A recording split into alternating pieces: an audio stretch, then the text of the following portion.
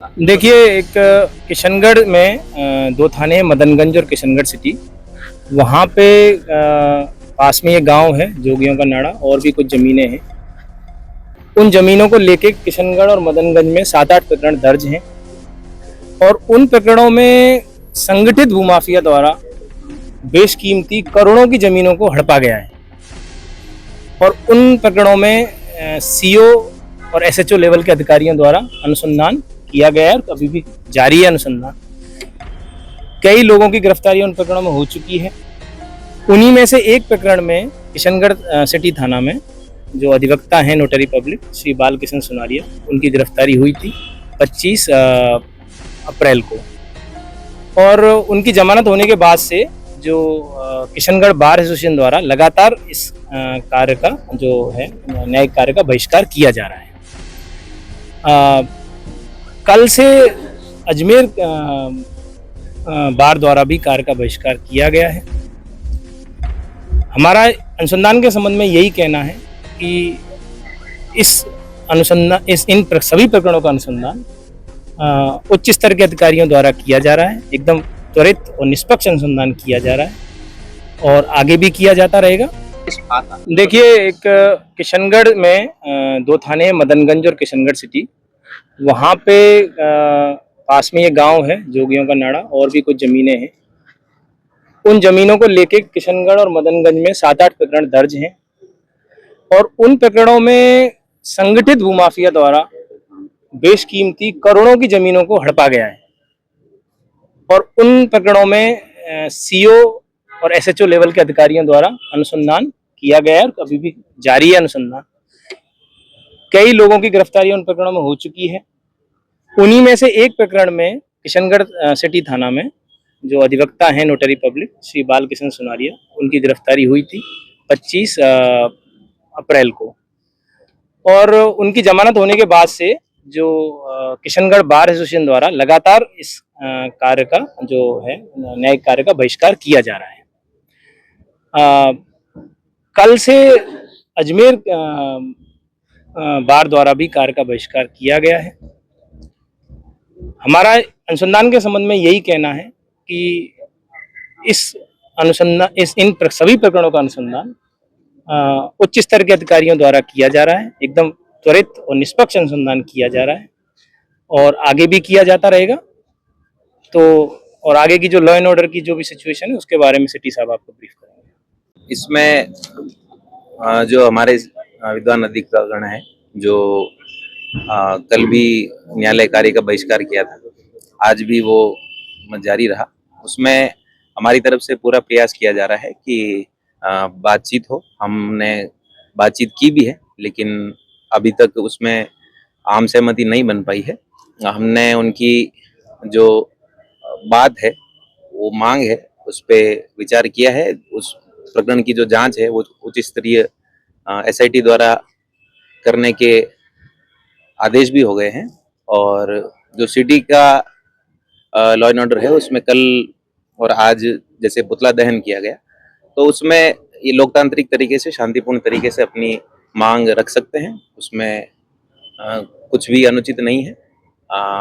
हमारी तरफ से ये है कि जो शहर में है वो शांति व्यवस्था बनी रहे, और किसी प्रकार से कोई भी कार्य जो है वो शहर की शांति व्यवस्था भंग करने में उसकी भूमिका नहीं हो, ऐसा किसी प्रकार का कार्य नहीं हो। क्या डिमांड है जो बात नहीं बन पा रही? उसमें वार्ता लगातार जारी है।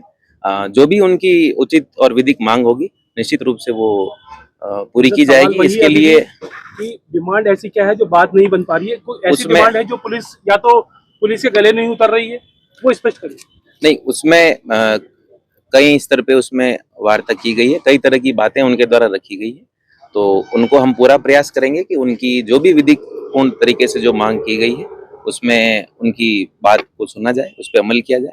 साथ ही साथ हम ये भी सुनिश्चित करेंगे कि शहर में भी शांति व्यवस्था बनाई रखी जाए। और साथ ही जैसे कि आज पुतला दहन का जो कार्यक्रम था उसमें जो ट्रैफिक डाइवर्ट किया गया था वो इसीलिए था कि किसी प्रकार की सिविलियन को किसी प्रकार की असुविधा नहीं हो, तो ट्रैफिक डाइवर्ट हो जाए, और ना ही कोई अनटूवर्ड इंसिडेंट हो।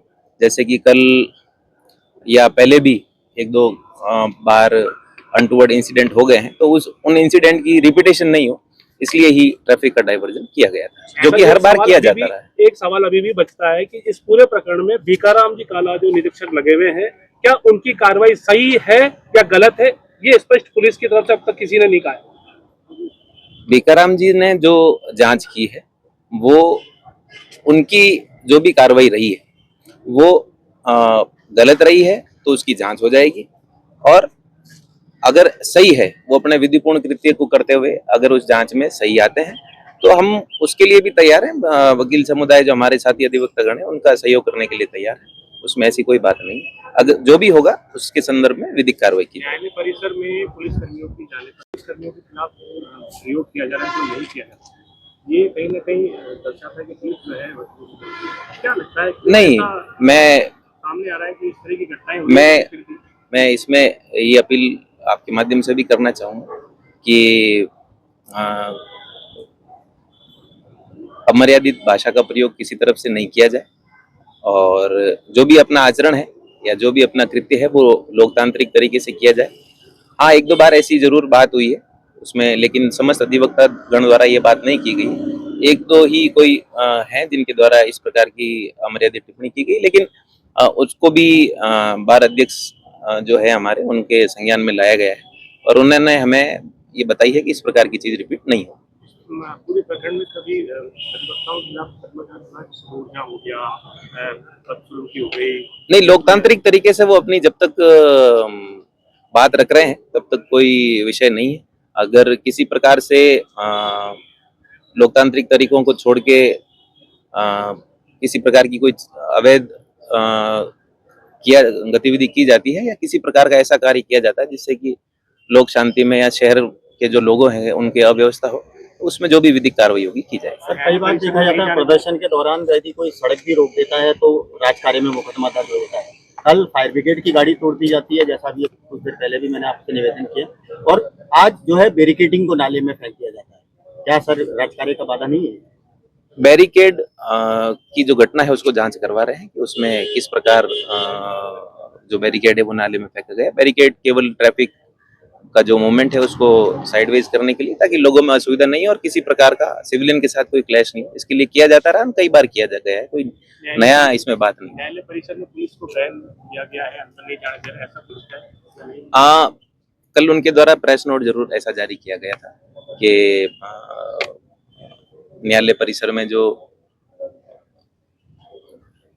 पुलिस द्वारा जो भी मुलजिम पेश करना, रिमांड या इस प्रकार की चीजें हैं, उस पे उनके द्वारा प्रेस नोट जारी किया गया। लेकिन आज पुलिस द्वारा जैसे भी संभव हो सके जो न्यायिक कार्य उसमें निश्चित रूप से इसमें बाधा तो बन रही है, लेकिन फिर भी कोशिश कर रहे हैं हम कि न्यायिक कार्य जो है वो पुलिस जो कर रही है, जिसमें JCPC वाला जो कार्य है वो किया जाए, उसको संभव बनाया जा सके।